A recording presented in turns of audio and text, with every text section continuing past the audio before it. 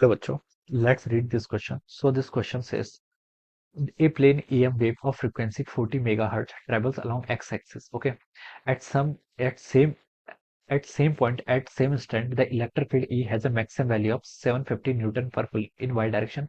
The magnitude and direction of the magnetic field. Okay, magnitude और direction बतानी किसकी magnetic field की at the same instant और at the same point ये की बोल रखा है. ओके, यानी कि सेम फेज पे. ओके, तो देखिए बच्चों इस क्वेश्चन का की कॉन्सेप्ट आप क्या लिख सकते हैं.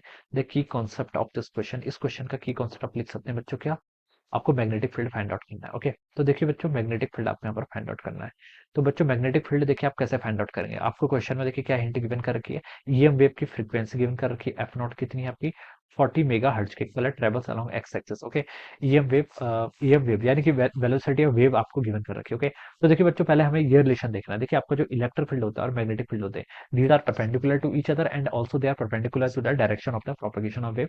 और जो आपकी E vector cross B vector की डायरेक्शन होती है ये क्या होती है आपकी पैरेलल होती है किसके सी कैप के. ओके, या फिर आप ऐसे लिख लीजिए. देखिए हमें सिर्फ डायरेक्शन भी बतानी ना, तो ई कैप क्रॉस बी कैप करेंगे तो बच्चों ये किसके इक्वल होना चाहिए. ये आपका सी कैप. सी कैप की आपकी direction of propagation of wave के अलॉन्ग होनी चाहिए.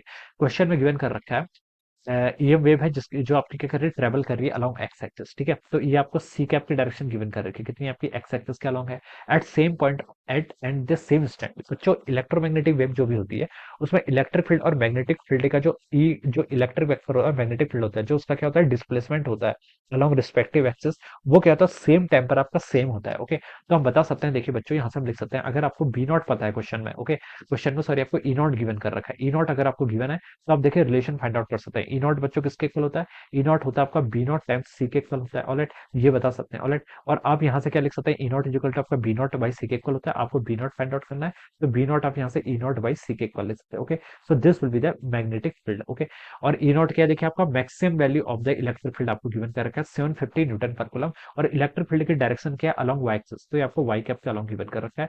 तो आपको यहाँ से बी कैप क्या करना है फाइंड आउट करके बताना. ओके, तो पहले आप मैग्नेटिक फील्ड का मैग्नीट्यूड देखिए इलेक्ट्रिक फील्ड की मैक्सिमम वैल्यू थी तो मैग्नेटिक फील्ड की भी मैक्सिमम वैल्यू होगी. तो इसको हम बी नॉट लिख लेंगे. ये किसके इक्वल होगा E naught by C. E naught की वैल्यू कितनी गिवन कर रखी है 750 न्यूटन पर coulomb divided by C. C कितना होता है बच्चा आपका 3 इंटू 10 टू द पावर 8 के इक्वल होता है. ऑलराइट, तो इसको सॉल्व करेंगे तो ये कितना गया आपका 250 हो जाएगा.